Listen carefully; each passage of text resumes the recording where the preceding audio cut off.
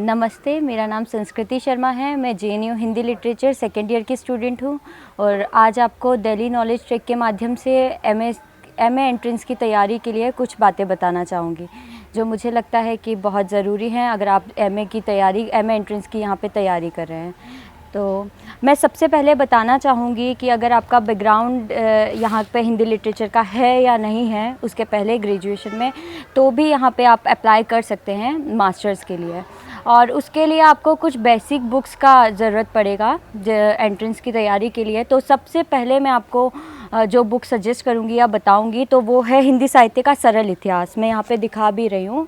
तो हिंदी साहित्य का सरल इतिहास की आप एक या दो बार अच्छे से रीडिंग दे देंगे तो आपको एक अंडरस्टैंडिंग बन जाएगी कि किस प्रकार से हिंदी साहित्य का इतिहास आगे बढ़ा है और बना है, किस प्रकार का इतिहास है हिंदी साहित्य का। उसके बाद जब आप एक या दो बार इसको, बहुत सरल और बहुत छोटी सी पुस्तक है, तो इसको जब पढ़ लेते हैं उसके बाद मैं आपको सजेस्ट करूँगी कि दो पुस्तकें, यानी कि एक है हिंदी साहित्य का इतिहास रामचंद्र शुक्ल की और दूसरी है हिंदी साहित्य का वस्तुनिष्ठ इतिहास जो सरस्वती पांडे और गोविंद पांडे की पुस्तक है। तो ये आपको पूरा का पूरा जो वस्तुनिष्ठ जो इतिहास है और वस्तुनिष्ठ फॉर्म में जो इतिहास है उसको आपको कंपाइलेशन इस बुक में मिल जाएगा। ये लोग नेट जेआरएफ के लिए भी प्रेफर करते हैं और मैं यही बताऊंगी कि आप जेएनयू और डीयू जो भी एंट्रेंस भी देना चाहते हैं मास्टर्स के लिए, तो ये बहुत ही उपयोगी बुक उसके लिए होगी। इसके साथ साथ एक हिंदी साहित्य का इतिहास जो सबसे महत्वपूर्ण बुक है हिंदी साहित्य के डिस्कोर्स में और हिंदी साहित्य के लिए, वो रामचंद्र शुक्ल की। तो इसको आप धीरे धीरे पढ़ने की कोशिश कीजिए और इसमें मैं जेएनयू एंट्रेंस को फोकस करके अगर बताना चाहूँ तो इसमें आप आदि काल पे विशेष ध्यान दीजिए। उसके बाद आप भक्ति काल पर विशेष ध्यान दीजिए क्योंकि यहाँ पे भी भक्ति काल पर विशेष ध्यान दिया जाता है। और इसके साथ आप रीति काल में कुछ, यानी कि रीति मुक्त कवियों पे विशेष ध्यान देकर पढ़ाई कीजिए। और फिर आता है आधुनिक काल।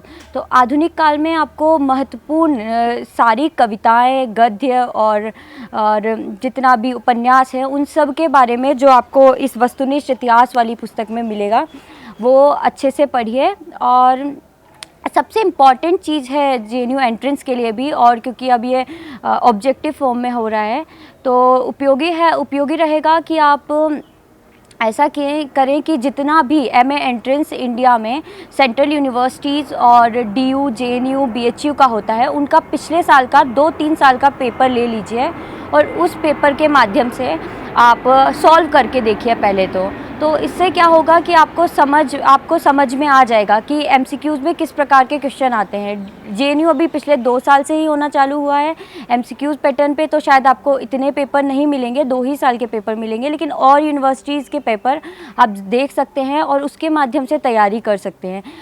इस पूरी तैयारी में मैं आपसे सबसे महत्वपूर्ण बात कहूँगी कि चूँकि पेपर ऑनलाइन होगा तो ऑनलाइन पेपर के लिए आप ऑनलाइन प्रैक्टिस भी पेपर के कुछ समय पहले से स्टार्ट कर दें ताकि आपको वहाँ पे एकदम हेक्टिक ना लगे। और ये जो पुस्तक है हिंदी साहित्य का वस्तुनिष्ठ इतिहास, इसको अच्छे से आप लाइन बाय लाइन कहूँगी, लेकिन कुछ चीज़ों पे जैसे कि मैंने बताया आदिकाल, भक्ति काल और रीति काल में रीति मुक्त और कुछ बिहारी, इन सब कवियों पे एवं आधुनिक काल पे विशेष फोकस देकर पढ़ेंगे।